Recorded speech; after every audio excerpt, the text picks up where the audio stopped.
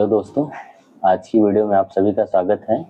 जैसा कि आप सभी ने थंबनेल पे देख ही लिया होगा कि आज की जो वीडियो है वो मैथ के रिगार्डिंग है कि मैथ में मैथ में स्कोर कैसे बढ़ाएं, कैसे ज़्यादा स्कोर करें।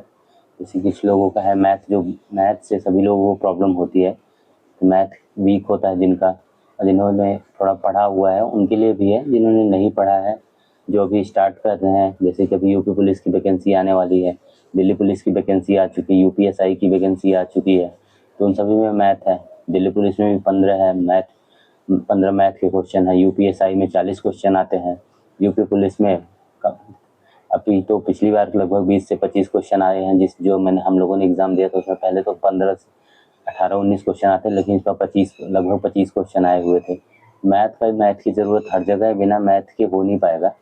तो मैथ के ही रिगार्डिंग मेरी ये वीडियो है। तो जो भी भाई देखना चाहें, जिन्हें लगे कि हाँ ठीक है, जिनका मैथ वीक हो वो इस वीडियो को देख सकते हैं। 100% गारंटी है कि कुछ ना कुछ ज़रूर आपको फ़ायदा होगा। आप जिस तरीका मैं बता रहा हूँ, जैसे मैंने पढ़ा है मैथ को, अगर आप उस तरीके से आप भी फॉलो करते हैं, उस तरीके से आप भी पढ़ते हैं, तो 100% है कि आपको कुछ ना कुछ ज़रूर आपको चेंजेस दिखेगा। आप मैथ जो क्वेश्चन आपसे बिल्कुल नहीं बनते थे वो क्वेश्चन ज़रूर आपसे धीरे धीरे बनने लगेंगे। और अगर आपने कंटिन्यू मेहनत किया इसी तरीके से, इसी वे में, तो आपका 100% है कि मैथ के क्वेश्चन आप जो नहीं बना पा रहे थे वो ज़रूर बना पाएंगे। तो ठीक है, चलिए वीडियो को शुरू करते हैं। देखिए, सबसे पहले मैंने मैथ को 5 सेक्शन में डिवाइड कर रखा है।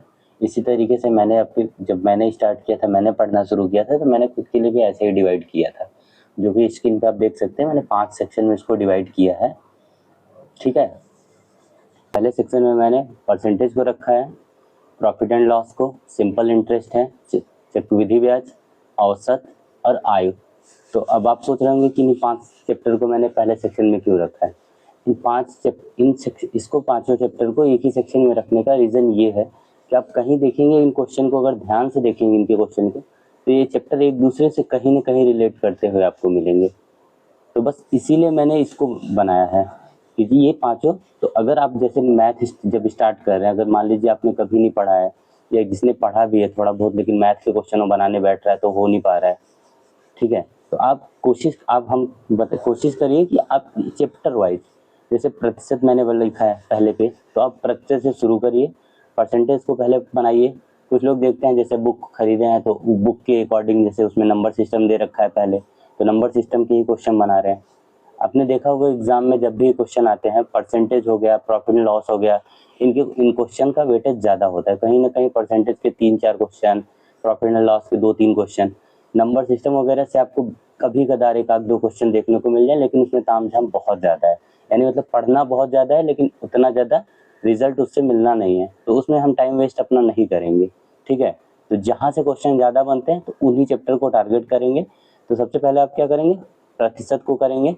प्रतिशत को पढ़ने के लिए आप सबसे पहले किसी भी चैप्टर को, सबसे पहले मैं ये बता दूं कि किसी भी चैप्टर को अगर आप स्टार्ट कर रहे हैं, प्रतिशत हो या प्रॉफिट लॉस हो, सिंपल इंटरेस्ट हो, कंपाउंड स्टेट, एवरेज, एज, कोई भी चैप्टर आप स्टार्ट करें, सबसे पहले आपका ये टारगेट होना चाहिए। अगर मान लीजिए आपको नहीं पता है, आप बिल्कुल स्टार्ट कर रहे हैं, तो सबसे पहले आप उन क्वेश्चन के, उस चैप्टर के सारे फार्मूले जो भी होते हैं उनको एक अपनी नोटबुक बनाइए, उसमें नोट से किसी भी चैप्टर को शुरू करते हैं। जैसे इसमें जितने भी चैप्टर लिखे हैं, किसी भी चैप्टर को आप शुरू करते हैं, अब मैथ की पतली सी नोटबुक बनाइए, उसमें चैप्टर वाइज, जैसे आप लोग प्रतिशत पढ़ने जा रहे हैं, तो आप प्रतिशत के उसमें जितने भी फार्मूले हैं, आप कोई भी बुक, जो भी बुक प्रेफर करते हो, मैं कोई पर्टिकुलर बुक नहीं बताऊंगा, लेकिन आप कोई भी बुक जो भी प्रेफर करते हो, आप किसी भी बुक से पढ़ सकते हैं।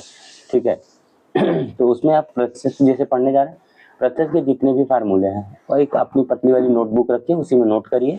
इसके बाद क्वेश्चन बनाना शुरू करिए।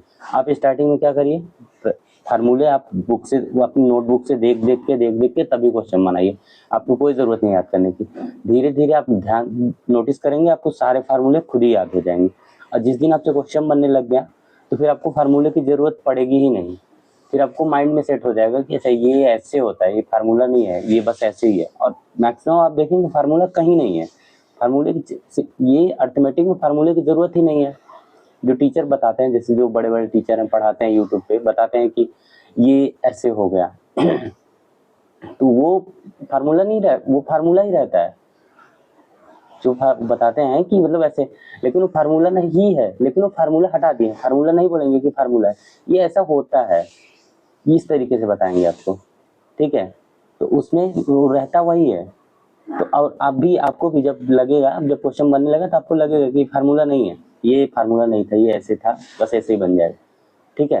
तो आपको इसी तरीके से करना है, आपको भी, आपको चैप्टर वाइज शुरू कर रहे हैं तो बस फार्मूला नोट रखिए। तो जैसे परसेंटेज हो गया, आपने परसेंटेज का किया, परसेंटेज ये क्वेश्चन बनाए, तो फिर आपने फार्मूला नोट रखा है, नोट करके रखा है।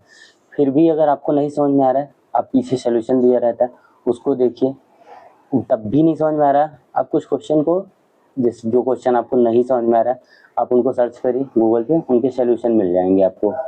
और अच्छे अच्छे टीचर जो है, टीचर भी सोल्यूशन देते हैं, नहीं तो वैसे आपका सोल्यूशन, अगर आपका मैथ ठीक, थोड़ा भी ठीक ठाक है तो आपको समझ में आ जाएगा। लेकिन ये नहीं है कि मतलब आपको बिल्कुल भी, आपको बेसिक ही नहीं आ रहा है, आप जोड़ घटाना गुणा भाग में भी परेशान है, तो फिर मत सोचिएगा कि फिर हो जाएगा, तब नहीं हो पाएगा, ठीक है।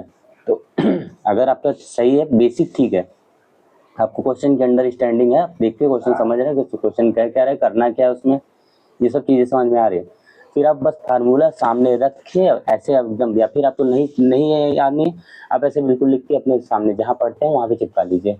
मैं भी ऐसे ही करता था, मैं भी लगा लेता था सामने फार्मूला जो भी रहता था, तो लिख के आप भी लगा लीजिए, लिख के लगा लीजिए, फिर पढ़े, फिर क्वेश्चन बनाने बैठिए।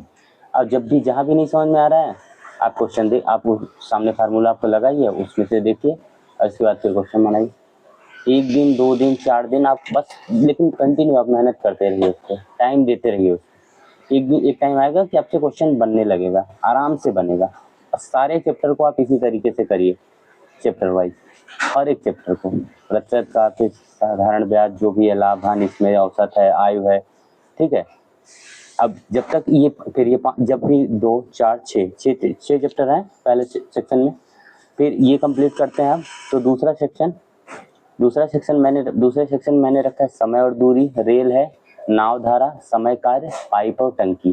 तो इन पांचों चैप्टर को देखेंगे तो ये पांचों चैप्टर एक दूसरे से रिलेट करते हुए हैं। आप समय और दूरी के क्वेश्चन देखेंगे, नाव धारा के देखेंगे, समय कार्य के देखेंगे, सभी एक दूसरे से रिलेटेड हैं। तो इसमें इन पांचों में कोई बहुत ज़्यादा फार्मूला वगैरह नहीं है, लेकिन हाँ थोड़ा सा समझने का है, जिससे रेल में आप ट्रेन वाले क्वेश्चन आपको समझना पड़ेगा कि उसमें जैसे दोनों एक ही दिशा में जा रही हैं ट्रेन, या दोनों अलग अलग डायरेक्शन में जा रही हैं, तो वो देखना पड़ेगा। समय दूरी का कुछ नहीं है, बस 1-2 फार्मूला है, एक ही फार्मूला मेन है, चाल बराबर दूरी बटा समय, वो फार्मूला बस आप याद रखिए। बाकी उससे आप दूरी बराबर निकाल सकते हैं, चाल बराबर निकाल सकते हैं, समय बराबर निकाल सकते हैं, क्या होगा, बस एक फार्मूला है उसमें। इस तरीके से आप इसको कर सकते हैं दूसरे सेक्शन में। लेकिन फिर भी आप इसकी जो भी है, आप इसकी अंडरस्टैंडिंग के लिए जो भी उसमें दिए रहते हैं कि ऐसे बनता है, जो आप उदाहरण देखते होंगे तो उसमें थोड़ा सोल्यूशन दिया रहता है और समझाया भी गया रहता है कि इस तरीके से करना है, उसको आप नोट कर लीजिए अपने नोटबुक में। चैप्टर वाइज एक चैप्टर को एक पेज, मान लीजिए कि एक चैप्टर में एक पेज में लिख लेना है उसका फार्मूला और उसके इंपॉर्टेंट की पॉइंट जो भी आपको समझ में आता है, शुरू में आप अपने अकॉर्डिंग ही लिख लीजिए, ठीक है। नेक्स्ट तीसरे सेक्शन में मैंने रखा है अनुपात, समानुपात, साझा और मिश्रण को। ये तीनों भी आप देखेंगे तो एक दूसरे से रिलेटेड है, इसमें कोई फार्मूला नहीं है। रेशियो एंड प्रोपोर्शन, अनुपात समानुपात में थोड़ा 2-3 फार्मूले हैं, उसको आप नोट करके रख लीजिए। मतलब नोट तो मान लीजिए थोड़ा बहुत आप लिख ही लीजिए, सभी चैप्टर का थोड़ा बहुत आपको जो भी समझ में आता है लिख लीजिए, ठीक है। इसको देख लीजिए। चौथे सेक्शन में क्या है, नंबर सिस्टम है, डेसिमल दशमलव है, एलसीएम एचसीएफ है, वर्गमूल घनमूल है, सरलीकरण। इसको चौथे लास्ट में क्यों रखा है चौथा सेक्शन में, बस इसीलिए क्योंकि यहाँ से क्वेश्चन बहुत ज्यादा नहीं बनते। जैसे एलसीएम एचसीएफ का आपको एक क्वेश्चन देखने को मिलता होगा शायद कहीं। वर्गमूल घनमूल है, इसका क्वेश्चन आपको देखने को बिल्कुल भी नहीं मिलेगा, लेकिन आपको कम से कम 20 तक वर्गमूल घनमूल याद होने चाहिए। जैसे 2 का वर्ग कितना होता है, 4 का वर्ग कितना होता है, 5 का कितना होता है, ऐसे ही घनमूल, जिससे आपको ये कहा है, ये आपको रीजनिंग में भी हेल्प करेगा।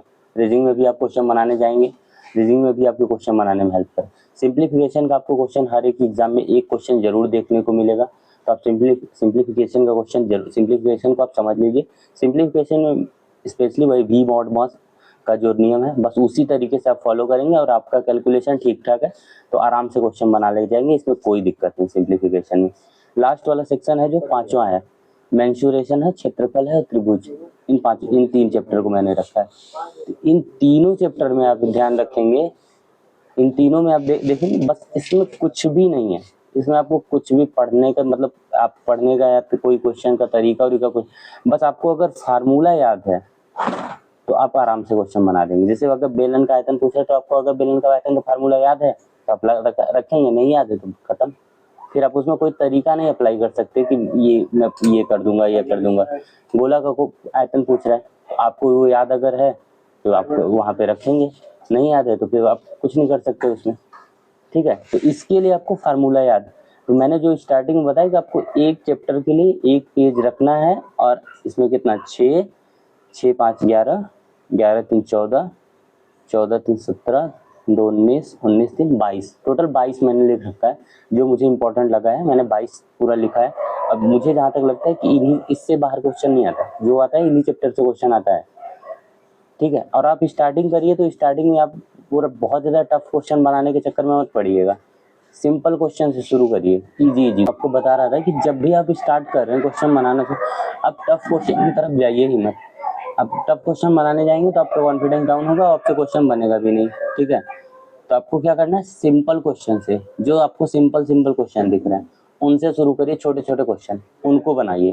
टफ क्वेश्चन को आप बनाना ही नहीं है, क्योंकि टफ क्वेश्चन बनाएंगे फिर आपसे बनेगा नहीं, फिर आप बुक बंद करके रख देंगे, पढ़ेंगे ही नहीं, ठीक है। तो आप कोशिश करिए कि जो सिंपल क्वेश्चन है उनको बनाइए पहले, और उन्हीं से आप धीरे धीरे आपको देखेंगे तो आपसे जो लॉन्ग क्वेश्चन नहीं बन रहे वो भी बनने लग जाएंगे, ठीक है। तो सिंपल क्वेश्चन शुरू करना। सबसे मोस्ट इंपॉर्टेंट जो मैंने बताया कि आपको जो भी कोई भी आप चैप्टर पढ़ रहे हो उसका की पॉइंट जो भी आपको नजर आ रहा है सबसे पहले आप ही ढूंढेंगे, मेहनत आप ही को करनी है, फाइंड आप ही करेंगे। कोई टीचर है या कोई आके बता नहीं पाएगा आपको कि आप ये चीजें नोट कर लीजिए यही आएगा। किसी को पता नहीं है कि एग्जाम में क्या आएगा, बस एक सब एक्सपीरियंस है भाई तू पढ़ाए हैं तो उस बेस पे बता देते, बाकी किसी को भी नहीं पता रहता कि एग्जाम में इस बार कैसा क्वेश्चन बनेगा, ठीक है। तो आप अपने तरीके से खुद मेहनत कर रहे हैं तो, और आपसे बेटर आपको कोई जानता ही नहीं है, जो भी है आपसे बेटर आपको कोई नहीं जानता। तो आपको पता है कि आपकी औकात क्या है, कितना आप जानते हैं, तो आप ही सही तरीके से अपने आप को गाइड कर सकते हैं। तो आपको अगर पता है कि मुझे प्रतिशत नहीं आता है, प्रतिशत के फार्मूले नहीं आता है, तो आप प्रतिशत का पढ़ेंगे, उस पर टाइम देंगे। अब कोई अगर टीचर आके आपको बता के जाए कि प्रॉफिट लॉस पढ़िए आप, और आपको प्रॉफिट लॉस आ रहा है तो फिर आप प्रॉफिट लॉस पढ़ रहे हैं अगर टीचर के बताने से, तो वेस्ट है ना। तो इसलिए आपकी कमजोरी है तो आपको पता है तो आप अपने तरीके से ही पढ़ेंगे, ठीक है। तो अभी यही था, जो भी था मैंने बता दिया मैथ के बारे में। आपको सभी जो भी डाउट है, फिर भी अगर आपको कोई डाउट है कि किस तरीके से अभी भी अगर आपको नहीं समझ आया तो कमेंट करिएगा, मैं सबका रिप्लाई कर दूंगा, ठीक है। लेकिन फिर भी मैंने पूरी कोशिश की, ऐसे ही मैंने भी पढ़ा था, मेरे भी मैथ में हमेशा से अच्छे स्कोर रहे हैं हर एक एग्जाम में, ठीक है। बेस्ट ऑफ लक, आप लोग भी अच्छे से पढ़िएगा, ठीक है।